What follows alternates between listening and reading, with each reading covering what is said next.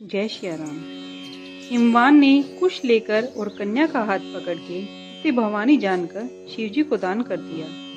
तब महादेव जी ने भी पार्वती का परिग्रहण किया और सब इंद्र आदि देवता मन में प्रसन्न हुए। मुनिवर वेद मंत्र पढ़ने लगे और देवता लोग भी शिव जी की जय जयकार करने लगे। भांति भांति के बाजे बजने लगे।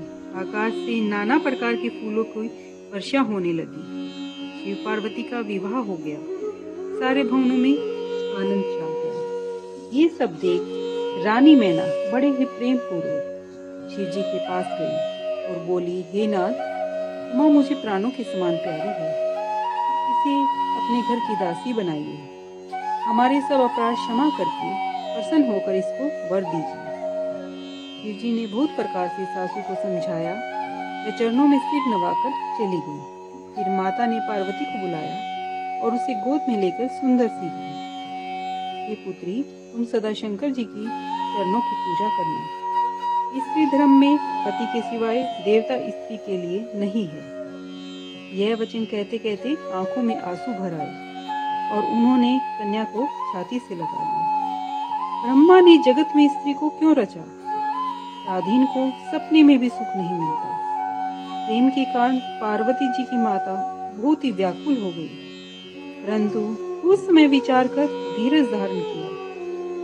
मैना बारंबार भेंटती और पार्वती के चरण पकड़ती। अत्यंत ही स्नेह था, कुछ कहा नहीं जाता था। सब सखियों से मिलकर भेंट आदि करके पार्वती जी माता के गले लग गई। फिर माता से मिलकर चली। उस समय सबने उचित आशीर्वाद दिए। पार्वती बारंबार पलट कर देखती, तब सब सखियां उन्हें शिवजी के पास ले गईं। शिवजी याचकों को संतुष्ट कर पार्वती को साथ लेकर घर को चले। सब देवता प्रसन्न हुए और पुष्प बरसाकर बाजे बजाने लगे। तब हिमवंत ने बड़े प्रेम के साथ उन्हें पहुंचाने चले। तब शिवजी ने अनेक प्रकार से उनको संतोष करके विदा किया। राजा हिमाचल तुरंत घर आए और सब पर्वतों और सरोवरों को बुला लिया। आदर पूर्वक विनय और सम्मान करके सबको विदा किया। तब शिव जी कैलाश पर आ गए और सब देवता अपने अपने लोकों को चले गए। महादेव पार्वती जगत के माता पिता हैं, इस कारण उनका श्रृंगार का वर्णन मैं नहीं कर सकता।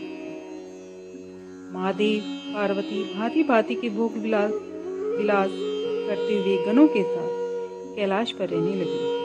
वे नित्य नवीन विहार करते थे। इस प्रकार बहुत समय बीत गया। तभी 6 मुख वाले पुत्र स्वामी कार्तिकेय का जन्म हुआ, जिन्होंने युद्ध करके तारकासुर को मारा।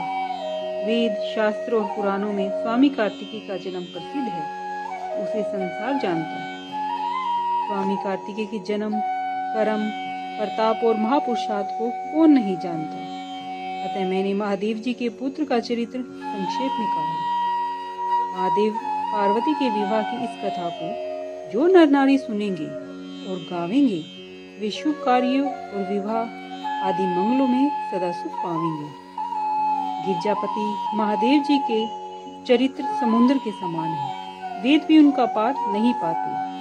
फिर मंद बुद्धि और गवार तुलसीदास उनको कैसे कह सकता है।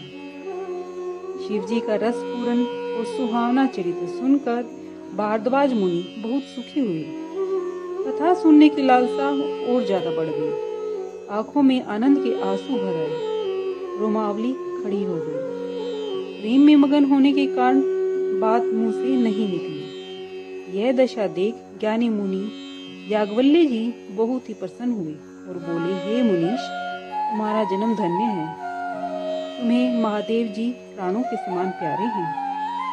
शिव जी के चरण कमलों में जिनकी प्रीति नहीं है, वे रामचंद्र जी को सपने में भी भले नहीं लगते। विश्वनाथ महादेव जी के चरणों में निष्काम स्नेह हो, यही राम भक्त का लक्षण है।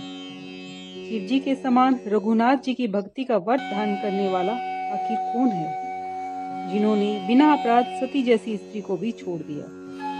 शिव जी ने प्रण करके राम भक्ति को दृढ़ कर दिया। हे भाई, रामचंद्र जी को शिव जी के समान प्यारा कौन है? पहले शिव जी का चरित्र सुनकर मैंने तुम्हारा भेद पा लिया और समझ लिया कि तुम राम जी के पवित्र सेवक हो और विकारों से रहित हो। जय श्री राम।